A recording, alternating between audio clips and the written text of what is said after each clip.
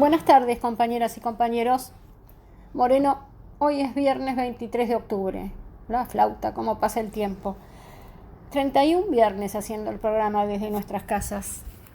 Hola Pimpi, hola Bea, hola Pablo. Hoy tenemos un programa acorde a los tiempos que corren, un programa fuerte y, como siempre, un programa que invita a la reflexión, no solo a nuestras compañeras y a nuestros compañeros, sino a quienes hoy conducen los destinos de nuestra nación. Y tía, ¿cómo anda? Otro viernes más. Si sumé bien, tiene que ser el 31, porque usted dijo la vez pasada que era el 30. Pero bueno, quizá ni sumé bien, ni me estoy recordando bien. Usted sabrá decir en qué programa estamos. Mire, Guitia, sí queda claro que son muchos, y en esta cuarentena extendida han pasado múltiples cosas. Lo habíamos dicho en su momento, que el pueblo tenía que respirar, pero también comer. Bueno, lamentablemente la economía está en una situación extremadamente delicada. Nada que lamentablemente no se haya previsto. Cuando digo la economía está en una situación extremadamente complicada, digo, mire, el pueblo no está comiendo. Y está respirando, bueno, eso se lo dejamos a los médicos. Pero no está comiendo. Y la economía está en una situación que naturalmente nos está generando unos grandes sinsabores, pero grandes. No porque en realidad están los que atentan contra el gobierno, porque, mire, Guitia, no hay duda. Ah, a río revuelto ganancia de pescadores. Alguien va a ganar. Pero claro, usted está haciendo todas las cosas para que le vaya mal. Todas. El gobierno de Alberto Fernández en términos económicos no está haciendo nada, pero ni una sola para que le vaya bien. No, pero ¿cómo si la renegociación de la deuda? Mire, se están quejando la muchachada que tienen los bonos nuevos, porque dicen, no los voy a poder cobrar si siguen así, pero a su vez no los puedo descontar, que en este caso sería venderlos. Usted tiene un cheque que lo quiere hacer efectivo. Si el firmante es una buena cuenta, se lo descuenta, alguien se lo descuenta, o el banco, o alguna cueva familiar. Si el firmante es complicado y no se lo descuentan, bueno, eso es lo que está pasando con los bonos. Si los tiene que vender, le están dando el precio que tenían antes de la renegociación, pero mucho antes, ¿eh? No el precio que tenían cuando ya se sabía que iba a haber arreglo. Mucho antes. Y entonces sí, entonces la muchachada se queja porque tiene unos cheques, en este caso bonos, que están complicados. Pero ellos son los únicos que se quejan, no, se están quejando todos. Y claro, porque está comenzando también el desabastecimiento. Pero ¿cómo? Y entonces, y habíamos dicho que había que planificar la oferta. Que el problema era de oferta, no de demanda. Pero ¿a quién se le ocurre? ¿Pero en qué cabeza cabe que la economía va a ser sacar a los trabajadores como fuerza de trabajo del mercado e imprimir plata y regalarla? Mire si esa fuera toda la magia. Había que imprimir plata y regalarla, y sí, no había alternativa. Y entonces, claro, entonces que no era solo eso. ¿Cómo va a ser solo regalar plata e imprimirla? Alberto Fernández dice, no, hicimos un esfuerzo enorme. ¿Qué esfuerzo? Y imprimimos plata y la regalamos. Hasta parece un mal chiste.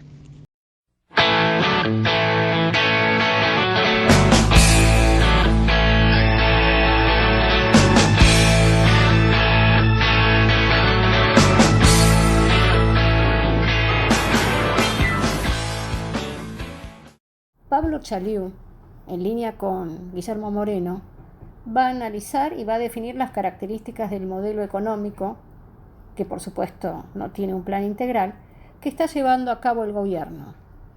Entre otras cuestiones, Pablo va a interpelar al ministro de Economía y al presidente de la Nación y se va a preguntar de qué redistribución están hablando.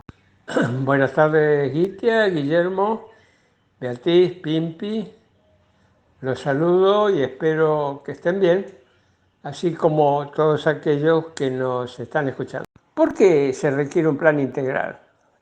Y si dejamos afuera de la consideración de la política algunos problemas, bueno, podremos llegar a tener algún éxito, pero esos problemas se multiplican, los que hemos dejado afuera y no le hemos dado respuesta, se multiplican y terminan socavando las bases de aquello que se hizo al principio. Por eso tiene que ser un plan integral, que mire todos los problemas y busque medidas y soluciones para todos esos problemas. ¿Por qué no puede ser gradualista? O sea, paso por paso.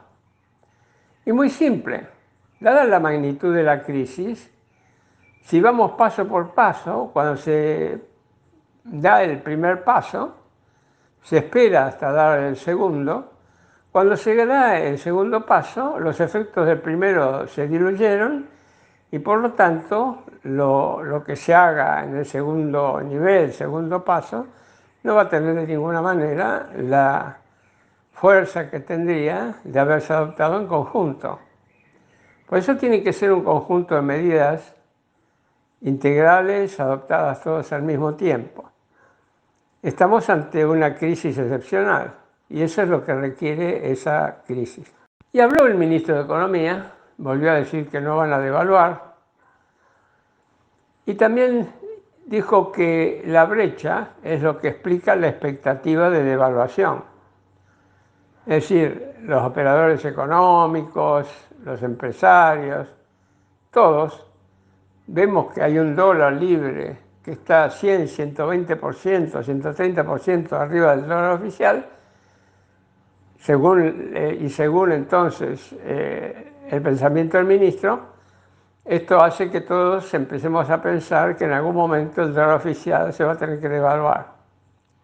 Pero lo que no hace el ministro es explicar por qué está la brecha. ¿Por qué se ha disparado la cotización de los dólares? No lo dice, no tiene una explicación.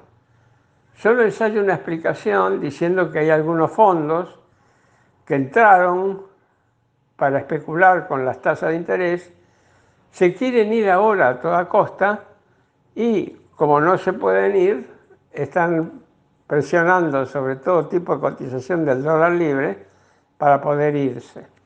Entonces, ministro, quizás es bueno que se pregunte por qué se quieren ir, ministro. ¿Será que son nada más 2 fondos internacionales los que se quieren ir?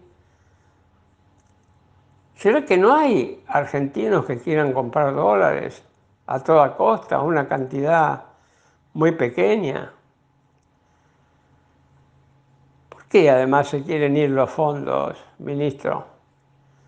Me parece que sería bueno que usted se lo planteara, porque la crisis se va a seguir profundizando y eso no es bueno para nadie.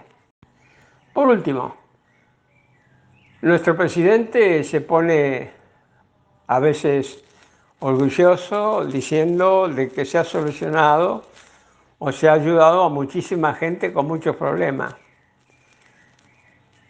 Quiere decir que se enorgullece de estar haciendo algo para que mejore la distribución del ingreso en la Argentina. Pero habría que decir, mire, presidente, ¿sabe qué pasa? Esta cotización altísima del dólar paralelo tiene un efecto extraordinariamente nocivo para la distribución del ingreso en la Argentina. ¿Por qué no se plantea, presidente, quiénes ganan con esto? ¿Y sabe quiénes ganan? Los que tienen dólares. Los que tienen, no pocos dólares, los que tienen muchos dólares. Bien hechas las cuentas, hoy un dólar, el que tiene dólar y no tiene problemas en gastarlos, quiere decir que tiene un patrimonio importante. Bueno, para esa gente, los precios de los artículos de lujo han bajado un 50% en dólares. Lo que antes valía, por ejemplo, un perfume o lo que sea, $250, hoy está, usted con $125 los puede comprar. O cualquiera, o un anteojo de primera calidad, o los coches, si los puede conseguir. Entonces, se está haciendo un esfuerzo para atender la situación de los que menos tienen. Pero la falta de políticas, las equivocaciones que hacen que el dólar libre esté donde está, es un extraordinario vuelta de tuerca a favor de aquellos que tienen mayores ingresos.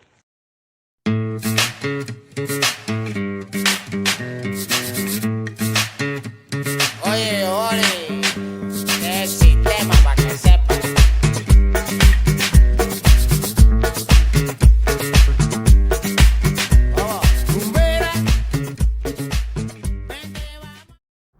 Beatriz Paglieri, en su columna sobre la historia de nuestra economía, se va a centrar en la deuda externa, partiendo de los gobiernos peronistas hasta el gobierno de Duhalde. Y Bea va a señalar la impronta de nuestros gobiernos con relación a la deuda externa, más bien eterna a esta altura del campeonato. Hoy, 23 de octubre de 2020, otra vez viernes, otra vez en la hora de Moreno, con una mirada a través de la historia. Esta mirada tiene como objetivo ofrecer un ejercicio de memoria en el marco de socializar el conocimiento con una visión peronista. Continuaremos analizando las medidas económicas y haremos un rápido recorrido centrándonos en la deuda externa. El viernes pasado pusimos en valor un hito de la historia argentina, cuando Perón decide saldar completamente las deudas externas contraídas, digamos, por todos los gobiernos anteriores. Transforma en 1952 a la Argentina de un país deudor por 12.500 millones de pesos moneda nacional en un país acreedor por más de 5.000 millones también de la misma moneda. Sin duda, un hito en la historia argentina. Sin duda decide y puede porque implementó un modelo con planes, con eje en el trabajo. La soberanía política estaba acompañada de soberanía económica. La felicidad del pueblo y la grandeza de la patria no era un discurso, eran hechos. Repasemos qué pasa después. La fusiladora de Lonardi y Aramburu, ambos con Prebisch, determinan que la Argentina ingrese al Fondo Monetario Internacional y al Banco Mundial. Y también ingresa al círculo de endeudamiento con nuevos créditos para pagar los intereses de préstamos anteriores. El primer acuerdo de Argentina con el Club de París se celebró el 16 de mayo de 1956. El convenio fue en términos clásicos y como paso previo era requisito que la Argentina ingresara al Fondo Monetario Internacional, que eso ocurre el 16 de abril de 1956. Y un mes después toman crédito en el Club de París. El Club de París es un foro informal de acreedores y deudores que surgió en mayo de 1956 tras una reunión entre gobiernos con los que el Estado argentino había contraído deuda y en conjunto acordaron renegociar la deuda. En 1958, al concluir la dictadura autodenominada Revolución Libertadora, para la historia peronista, la fusiladora, Argentina dejó de ser un país acreedor para volverse deudor, superando los 1.000 millones de dólares de deuda. Ya ahora hablamos de millones de dólares y no de millones de pesos moneda nacional. Con este inventario pasamos a los gobiernos de Frondizi, Guido e Ilía, que transcurrieron entre 1958 y 1966. Con Frondizi se concreta el primer acuerdo con el Fondo Monetario Internacional, que se firma en 1958. El arreglo con el fondo tenía cláusulas secretas que implicaban un ajuste estructural, del tipo de los que hemos conocido desde entonces. A estos gobiernos le siguen Onganía con Krieger-Bacena, Lanusse, hasta que con este formato llegamos a la dictadura de Videla y compañía, el proceso cívico-militar que asume con una deuda de 7.900 millones de dólares. Y con la excusa de acumular divisas, produjeron un descontrolado endeudamiento. El Fondo Monetario solicitó una serie de medidas, entre las que figuraban que el país solo se podía endeudar con el aval del presidente del Banco Central, Adolfo Diz, por supuesto, exdirector del Fondo Monetario Internacional, y de José Martínez de Oz, que era el ministro de Economía. Es decir, que el Fondo Monetario determinaba quién mandaba en el país y les daba una entidad a la Cívico, la dictadura cívico, por encima de la dictadura militar. En ese marco, la deuda trepó desde los 7.900 millones acumulados desde 1955 a 1976 hasta los 45.000 millones de dólares, que recordemos, como dijimos, en gran parte eran parte de la estatización de la deuda externa privada, a la cual ya nos hemos referido.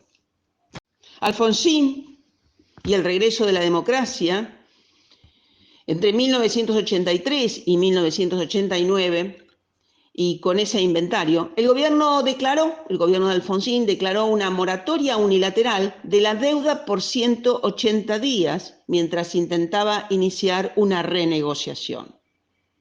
Es decir, que declaró una moratoria unilateral.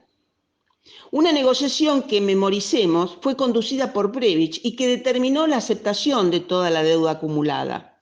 Durante el gobierno de Alfonsín, la deuda llegó a los 58.700 millones de dólares. Alfonsín declaró el default de la deuda y, por la hiperinflación inédita, entregó la presidencia a Carlos Menem tiempo antes de lo que correspondía por el tiempo que correspondía a su mandato. Y tiempo antes de que se desate la crisis, el Fondo Monetario Internacional retiró el apoyo crediticio. La profunda recesión que atravesó el país durante los años 80 de la dictadura más Alfonsín, sin un claro modelo de desarrollo, solo acumuló recesión y no hicieron frente a los pagos. Simplificando, se siguió acumulando deuda con los diferentes gobiernos y los últimos mecanismos fueron, a continuación de Alfonsín, el Plan Brady, el blindaje, el mega-canje. Y llegamos a un nuevo inventario. Al final del gobierno, la alianza de la Rúa, Chacho Álvarez y con Cavallo, nuevamente de ministro de Economía, ascendía a 144.000 millones de dólares. Desde abril del 2001, que se hablaba que el país estaba al borde del default, no asumido por De la Rúa y su gobierno. Pero bueno, helicóptero de por medio, los trágicos días 19 y 20 de diciembre de 2001, en medio de una crisis social, económica e institucional sin precedentes, Fernando De la Rúa presentó su renuncia. El domingo 23 de diciembre de 2001, Rodríguez Sá asumió la presidencia. Al día siguiente, la Argentina debía afrontar dos vencimientos de deuda, uno de 13 millones de dólares con el Fondo Monetario y el otro por 4 millones y pico en eurobonos. Luego de jurar, Rodríguez Sá anunció que el Estado argentino suspenderá el pago de la deuda externa. Argentina, el peronismo, asume el default dejado por la alianza. Default, palabra inglesa que significa que algo se hace por defecto o de forma predeterminada. No figura en el diccionario de la Real Academia y en castellano significa dejar de realizar pagos, es decir, no pago, entro en cesación de pagos o default, como ya lo conocemos. Más allá de los vencimientos del 24 de diciembre, el país debía afrontar el día 28 otro pago por 504 millones de dólares, además de compromisos que vencían en enero del 2002 por un total de otros 553 millones de dólares. La deuda pública ascendía entonces a 132.143 millones de dólares y los títulos públicos representaban el 72,2% del total. La mayor parte de los títulos, el 72%, estaba en dólares y el 18% en euros. Luego de los días de gobierno de Rodolfo Rodríguez Sá, asume Eduardo Duhalde. La medida central del gobierno fue la salida del plan de convertibilidad que regía desde 1991 y que había mantenido la paridad 1-1 entre el peso y el dólar. Con respecto a la deuda pública, Eduardo Duhalde mantuvo la decisión de su predecesor, Adolfo Rodríguez Sá, de suspender transitoriamente los pagos de intereses y capital. Es decir, el peronismo se hizo cargo de la situación. Duhalde reconoció que el país estaba quebrado y fundido y anunció un gobierno de unidad nacional con la triple misión de reconstruir la autoridad política e institucional, garantizar la paz social y sentar las bases para el cambio del modelo económico y social. 25 de mayo de 2003. Néstor Kirchner asume la presidencia y de inmediato, en septiembre de 2003, logra prorrogar por 3 años el pago al Fondo Monetario Internacional. Prorroga vencimientos del 31 de agosto. Y dicen las crónicas: el gobierno de Néstor Kirchner ha conseguido este acuerdo gracias a su intervención personal, oponiéndose a aceptar compromisos precisos en la aplicación de las tradicionales recetas del fondo y en el marco sostenido del crecimiento del PBI, desarrollo sustentable con superávit gemelos, es decir, con consistencia macroeconómica. En el 2005, Néstor Kirchner pagó la deuda con el Fondo Monetario Internacional, poniendo fin a las auditorías del organismo en la Argentina. El peronismo es coherente. Perón en 1952 logró que el país dejara de ser acreedor para convertirse en deudor. La fusiladora de inmediato ingresó al fondo y comenzó a endeudar el país. Los gobiernos peronistas de Rodríguez Sá y Duhalde pusieron racionalidad y se pusieron al frente de toda la herencia recibida. Cambiaron los paradigmas y Néstor genera un nuevo hito: pagar al Fondo Monetario y terminar con las famosas recetas. Tenía una estrategia: solo se paga con crecimiento, con desarrollo. Tenía un plan y lo puso en marcha. Un modelo de desarrollo productivo, nacional, de inclusión, un modelo económico peronista.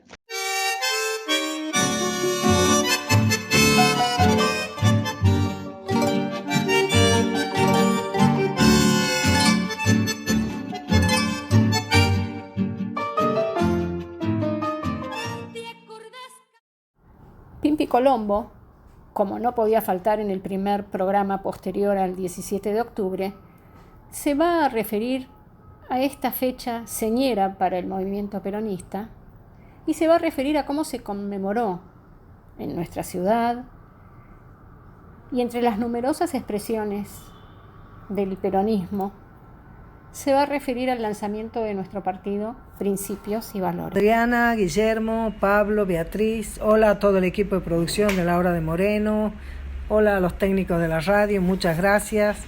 Y por supuesto también muchas gracias a los que fielmente siguen toda la semana este programa. Y hoy estamos como una dama antigua que se sacó el corset. Buenos Aires se sacó el corset y el Día de la Lealtad, el 17 de octubre, el 16 de octubre, toda esa etapa mostró al peronismo en ebullición. Empezamos celebrando, como hacía tanto que no podíamos hacerlo, con presencia, encontrándonos con compañeras y compañeros en el monumento a Perón.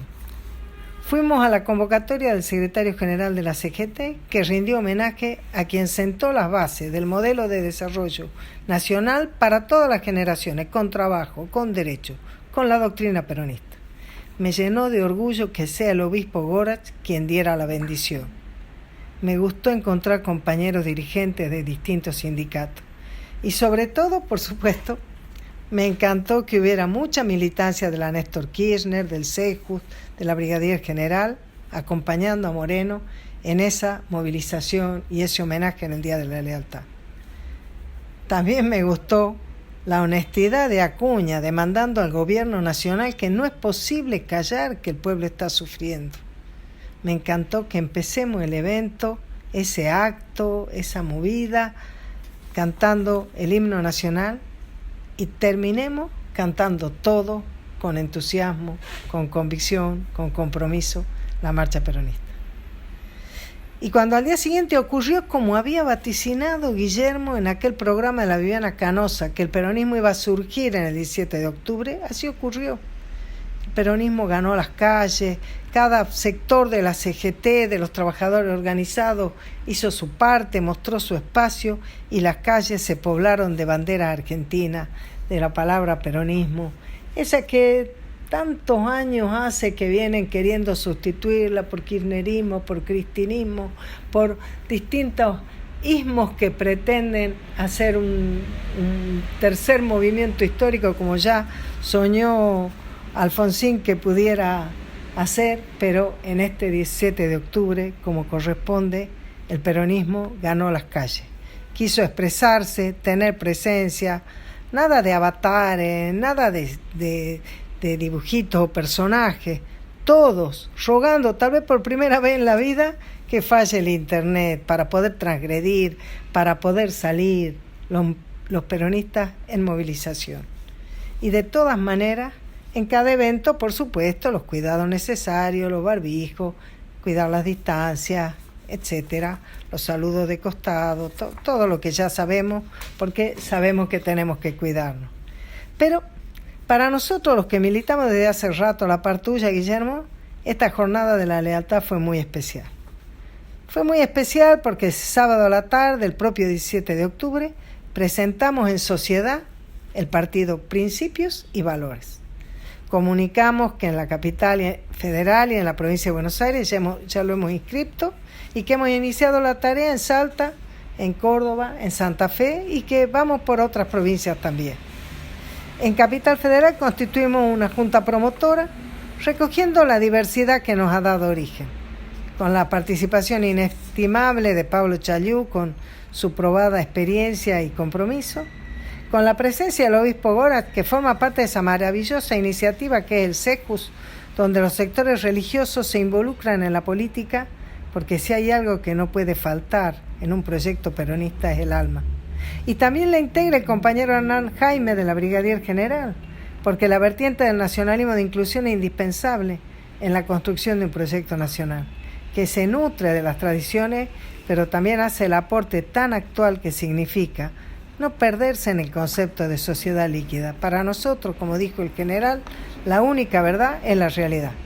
Y finalmente, estamos en esa junta con la compañera Adriana Costa, que proviene de la trayectoria de la agrupación Pueblo Peronista de la Néstor Kirchner, las agrupaciones fundadas por vos, Guillermo, para asegurar que en ese pequeño equipo de trabajo confluimos con nuestras diversidades de origen y sobre todo con nuestro norte común. Conjuntamente, por supuesto, con compañeras y compañeros de todas las comunas. Así que pusimos en marcha la primera tarea que nos corresponde, que es salir a buscar las adhesiones a todas aquellas personas que estén dispuestas a apoyar la formación de un partido que voy a compartir con ustedes una parte de nuestra declaración de principios, que dice: exigirá a los gobiernos, tanto de otras fuerzas como los que en representación de este partido ejerzan cargos legislativos o ejecutivos, la definitiva erradicación del hambre y la pobreza, la erradicación de la exclusión, la marginalidad, la desigualdad de oportunidades y la discriminación en todas sus formas. Promoverá como principio fundamental la defensa de la frontera, la recuperación y la lucha incesante por la soberanía en las Islas Malvinas. Promoverá la protección y el desarrollo de la industria local, así como el crecimiento de la marina mercante o la industria aeroespacial, propiciando el desarrollo tecnológico nacional como afirmación de nuestra soberanía. Defenderá los derechos de los trabajadores, así como la renta justa para quienes trabajan la tierra. Tendrá como principio fundamental la revitalización del sentimiento de pertenencia al movimiento nacional, en cada localidad, en cada pueblo.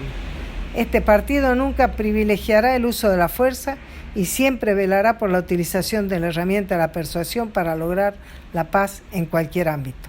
Tendrá como principio básico y elemental de convivencia humana y social la promoción del respeto hacia el agente, el soldado, así como al maestro y al clérigo.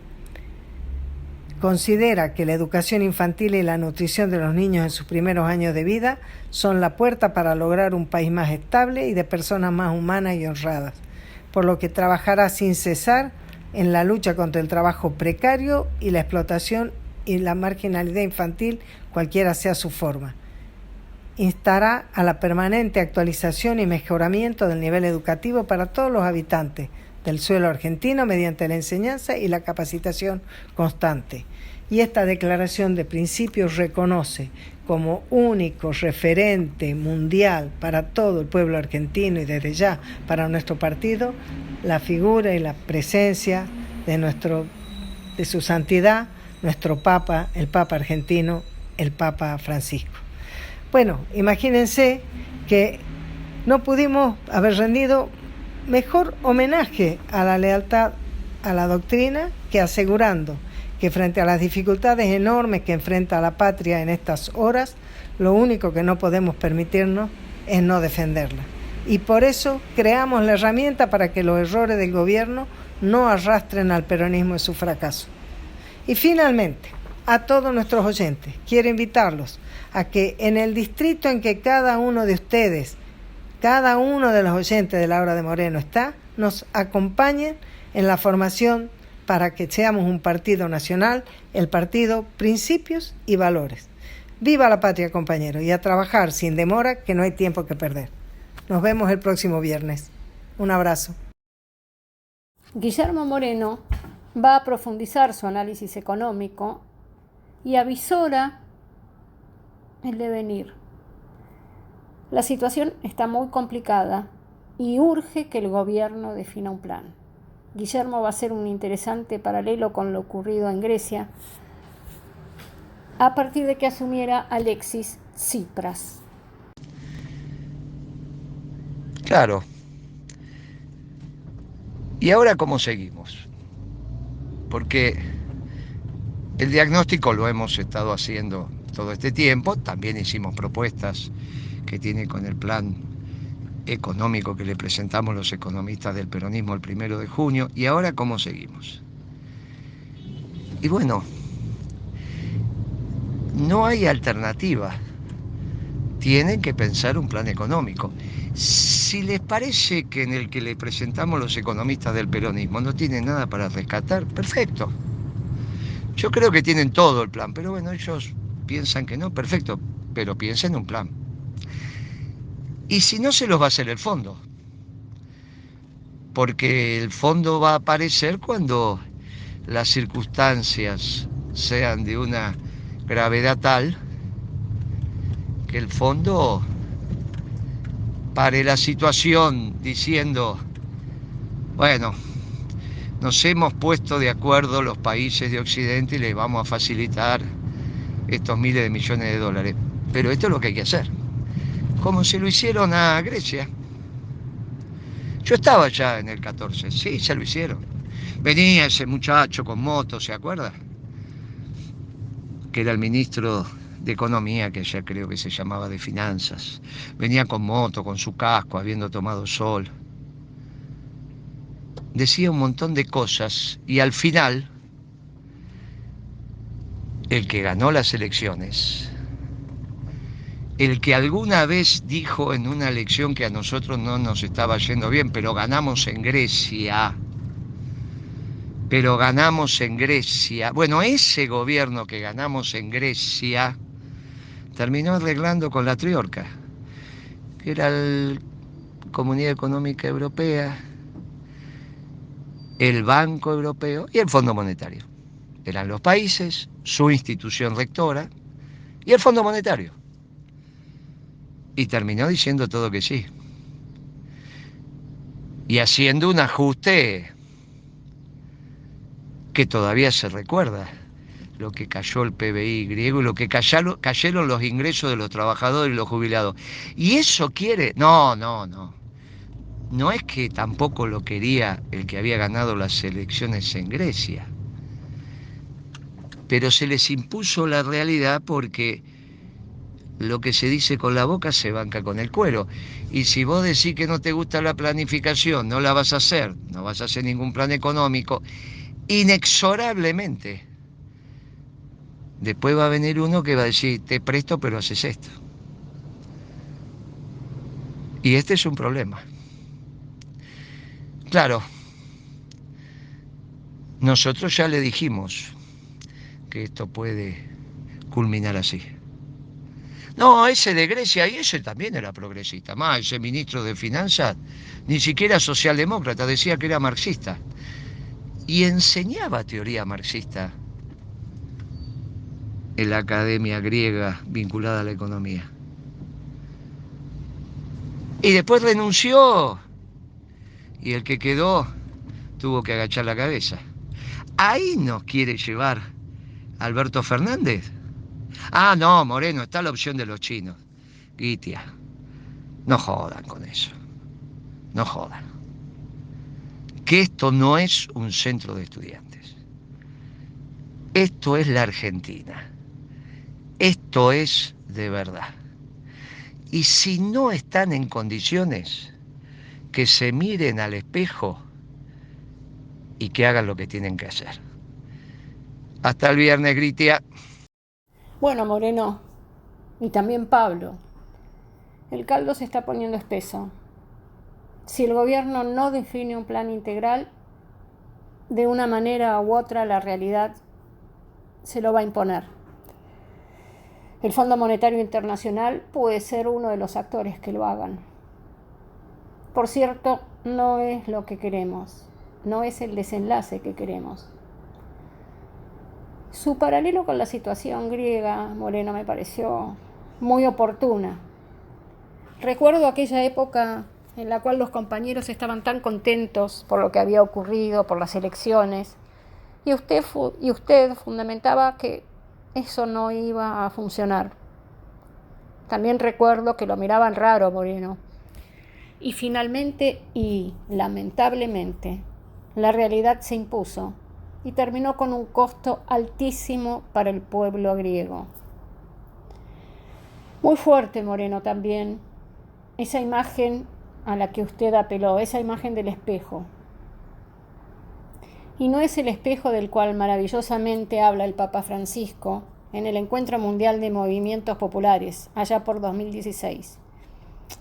El Papa Francisco recomendaba a cualquier persona que tenga demasiado apego por las cosas materiales o por el espejo, a quien le guste el dinero, los banquetes exuberantes, las mansiones suntuosas, los trajes refinados y los autos de lujo, el Papa recomendaba que no se metan en política, que no se metan en una organización social o en un movimiento popular, porque le va a hacer mucho daño a sí mismo, al prójimo y va a manchar la noble causa que enarbola. El Papa también decía que no se metan en seminarios. No, Moreno, usted se refiere a ese otro espejo, el espejo del alma. Ese espejo frente al cual estamos solita o solito, su alma, ¿no? Ahí los quiero ver, decidiendo qué es lo que hay que hacer. Decimos y seguimos diciendo, por favor, que sea para la felicidad del pueblo y la grandeza de la patria. Y bueno, estamos muy contentos y muy contentas porque finalmente presentamos nuestro partido Principios y Valores, del cual Pimpi citó parte de la Declaración de Principios. Moreno, nuestra herramienta electoral, ya está en marcha. Y para finalizar nuestro programa, quiero abrazar calurosamente al hermano pueblo boliviano y saludar a las autoridades electas por más del 55% de los votos. Qué bueno para nuestra patria grande. Sabe, Moreno, me acordé mucho de usted. con este triunfo. Me acordé de nuestras charlas, de lo que usted decía sobre el modelo económico boliviano, ese modelo económico exitoso que tenía superávits gemelos, parecido al nuestro, cuyo artífice de ese modelo fue Luis Arce, el recién electo presidente. Un clásico, como diría usted, Moreno. Esperemos que nuestra patria grande retome esa senda para la felicidad de sus pueblos. Y bueno, finalmente nos despedimos con nuestro reconocimiento a los trabajadores y trabajadoras de la salud, con un saludo especial a los operadores y operadoras de Radio Caput y por supuesto a nuestro productor en cuarentena y estrella también, Fernando Molgaray. Hasta el próximo viernes y que tengan un lindo fin de semana.